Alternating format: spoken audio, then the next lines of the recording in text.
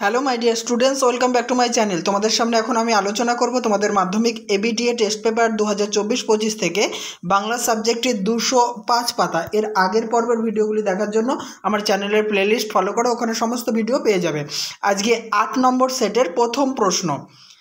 নদের চাঁদ তার স্ত্রীকে কত পাতার চিঠি লিখেছিল? 4টি অপশান রয়েছে, তার মধ্যে ক অপশানটি সঠিক, 5 পাতার। নেক্সট, ছুটি ফুরিয়ে এসেছে, কিসের ছুটি? অপশান গ, গ্রীষ্মের।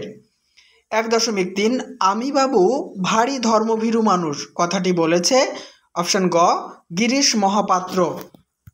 নেক্সট পেজ চলে এসো, দেখো 1.4 সেই হোক তোমার সভ্যতার শেষ পুণ্যবাণী। সভ্যতার শেষ পুণ্যবাণীটি হলো অপশান খ, ক্ষমা করো। 1.5 অসুখী একজন কবিতায় কে মিষ্টি বাড়ির বারান্দায় ঝুলন্ত বিছানায় ঘুমিয়েছিল? অপশান ঘ, কবিতার কথক। নেক্সট 1.6 মধ্যেতে যে কন্যাখানি সে ছিল? অপশান ক, সংজ্ঞাহীন। 1.7 4 খণ্ড রামায়ণ কপি করে একজন লেখক অষ্টাদশ শতকে নগদ পেয়েছিলেন 7 টাকা। ক অপশানটি সঠিক। 1.8 হিমালয় যেন পৃথিবীর মানদণ্ড উক্তিটি করেছেন কালিদাস। গ অপশানটি সঠিক। 1.9 পরিভাষার উদ্দেশ্য হলো? অপশান খ, ভাষার সংক্ষেপ।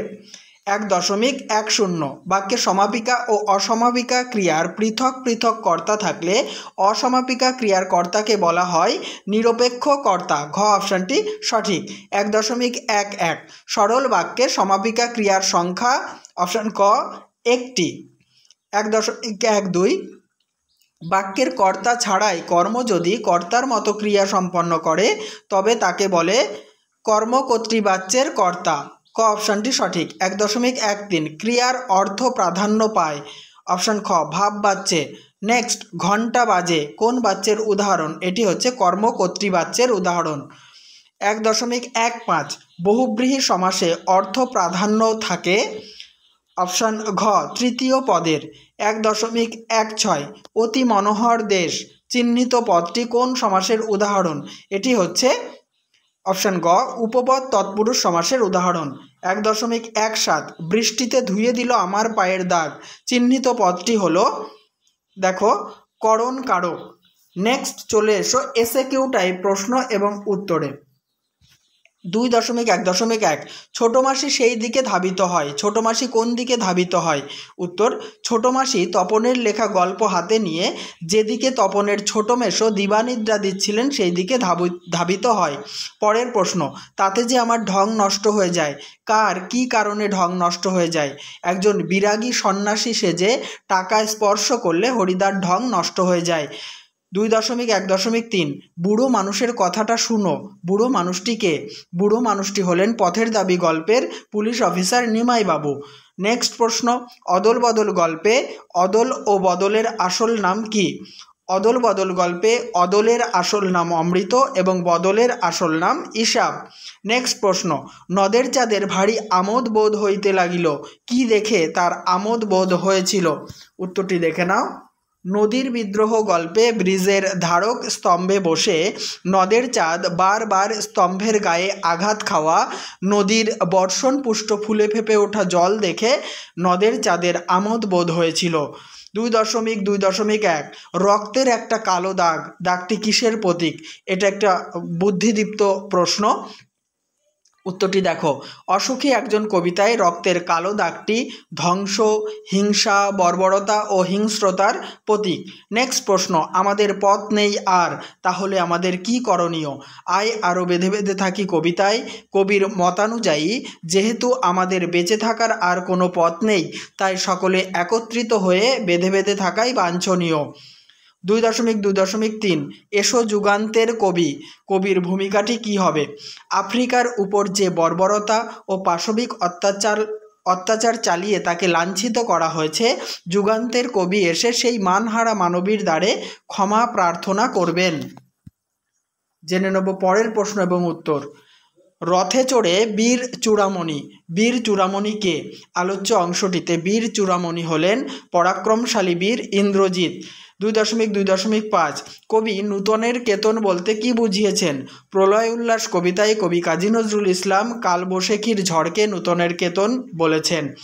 নেক্সট প্রশ্ন, অল্পবিদ্যা যে ভয়ঙ্করী তার প্রমাণ লেখক কিভাবে পেয়েছেন? অল্পবিদ্যা যে ভয়ঙ্করী তার প্রমাণ লেখক সাময়িক পত্রে পেয়েছেন। 2.3.2 কাদের নিয়ে কলকাতা বিশ্ববিদ্যালয়ের পরিভাষা সমিতি গড়ে উঠেছিল? উত্তর, বিভিন্ন বিজ্ঞানের অধ্যাপক, ভাষাতত্ত্বজ্ঞ, সংস্কৃতজ্ঞ পণ্ডিত এবং কয়েকজন লেখকদের নিয়ে 1936 খ্রিস্টাব্দে কলকাতা বিশ্ববিদ্যালয়ের পরিভাষা সমিতি গড়ে উঠেছিল। নেক্সট প্রশ্ন 2.3.3 লিপি কুশলী কাদের বলা হতো? যারা ওস্তাদ কলমবাজ তাদের ক্যালিগ্রাফিস্ট বা লিপি কুশলী বলা হতো। পরের প্রশ্ন, বাংলায় একটা কথা চালু ছিল, কথাটি কি? হারিয়ে যাওয়া কালি কলম প্রবন্ধে বাংলায় চালু কথাটি হলো কালি নেই কলম নেই বলে আমি মুন্সি। এবারে আমরা 10টা যে তোমাদের ব্যাকরণগত প্রশ্ন আছে সেগুলি আলোচনা করব। তার আগে বলি অবশ্যই ভিডিওতে লাইক, কমেন্ট এবং শেয়ার করো। অবশ্যই কমেন্ট করে জানাবে কেমন লাগছে আমার আলোচনা। আর যারা এখনও পর্যন্ত আমার আগের ভিডিওগুলি দেখোনি তারা আমার চ্যানেলকে সাবস্ক্রাইব করে নিয়ে চ্যানেলের প্লেলিস্ট ফলো করো। ওখানে একটা ফোল্ডারে সমস্ত ভিডিওগুলি পেয়ে যাবে। তোমরা সবসময় আমার চ্যানেলের প্লেলিস্ট ফলো করবে। প্রথম প্রশ্ন 2.4.1 অনুসর্গ ও বিভক্তির মধ্যে একটি পার্থক্য লেখো। অনুসর্গের স্বাধীন অর্থ ও ব্যবহার আছে কিন্তু বিভক্তির স্বাধীন অর্থ ও ব্যবহার নেই। নেক্সট, একটি দ্বিকর্মক ক্রিয়ার উদাহরণ দাও। মাস্টার মশাই ছাত্রকে ব্যাকরণ পড়াচ্ছেন। এখানে দেখো এই যে ছাত্রকে, এটি হচ্ছে প্রাণীবাচক তাই এটি গৌণ কর্ম, আর ব্যাকরণ এটা হচ্ছে বস্তুবাচক তাই মুখ্য কর্ম। নেক্সট, অনুসর্গের অপর নাম কি? অনুসর্গের অপর নাম কর্মপ্রবচনীয়, তোমরা পরসর্গও বলতে পারো। চলে এসো 2.4.4 দাগের প্রশ্ন, একশেষ দ্বন্দ্ব কাকে বলে? যে দ্বন্দ্ব সমাসে সমস্যমান পদগুলির একটি বহুবচন জ্ঞাপক পদ সমাসবদ্ধ পদরূপে গঠিত হয় তাকে একশেষ দ্বন্দ্ব বলে। যেমন তুমি ও সে মিলে হবে তোমরা, এটা হচ্ছে একশেষ দ্বন্দ্বের উদাহরণ। নেক্সট 2.4.5 জয়ধ্বনি পদটির ব্যাসবাক্য সহ সমাসের নাম লেখো। জয় সূচক ধ্বনি তাকে আমরা বলবো জয়ধ্বনি, এটি মধ্যপদলোপী কর্মধারয় সমাস। 2.4.6 ব্যাসবাক্যটি সমাসবদ্ধ করে তার শ্রেণী নির্ণয় করো। চরণ কমলের ন্যায়, এটাকে যদি আমরা সমাসবদ্ধ পদে পরিণত করি তাহলে লিখব চরণ কমল, এটি উপমিত কর্মধারয় সমাস। 2.4.7 আমার মনে পড়ে প্রথম ফাউন্টেন পেন কেনার কথা, কর্তৃবাচ্যে রূপান্তর করো। আমি মনে করি প্রথম ফাউন্টেন পেন কেনার কথা। চলে এসো 2.4.8 দাগের প্রশ্ন উত্তরে। বাচ্য শব্দের অর্থ কী? বাচ্য শব্দের অর্থ হলো বাক প্রকাশের ভঙ্গি। নেক্সট, বৃথা আশা মরিতে মরিতেও মরে না, যৌগিক বাক্যে রূপান্তর করো। বৃথা আশা মরমর হয় তবু মরে না। ব্যাকরণের শেষ প্রশ্ন, বাক্যের প্রধান দুটি অংশ কি কি? বাক্যের প্রধান দুটি অংশ হলো উদ্দেশ্য এবং বিধেয়। তোমাদের 9 দাগে যে চলিত বাংলায় অনুবাদ করতে বলা হয়েছে সেটি আমি এক লাইন করে বলছি, তোমরা মিলিয়ে নাও। দেখো, the teachers are regarded as the backbone of the society, শিক্ষকেরা সমাজের মেরুদণ্ড হিসাবে সম্মানিত হয়ে থাকেন। Next line, they build the future citizens of country, তারা দেশের ভবিষ্যৎ নাগরিক তৈরি করেন। পরের লাইন, they love students as their children, তারা শিক্ষার্থীদের নিজেদের সন্তানের মতো ভালোবাসেন। পরের লাইন, the teachers always encourage and inspire us to be good and great in life. বঙ্গানুবাদটি হবে, শিক্ষকেরা সর্বদা জীবনে ভালো এবং মহৎ হওয়ার জন্য আমাদের উৎসাহ এবং অনুপ্রেরণা দেন। তাহলে এই পর্বের ভিডিওটি অর্থাৎ এই পেজটি আমি সমাপ্ত করলাম। নেক্সট পেজ দেখার জন্য আমার চ্যানেলটিকে ফলো করে রাখো আর সবসময় আমার চ্যানেলের প্লেলিস্ট ফলো রেখো।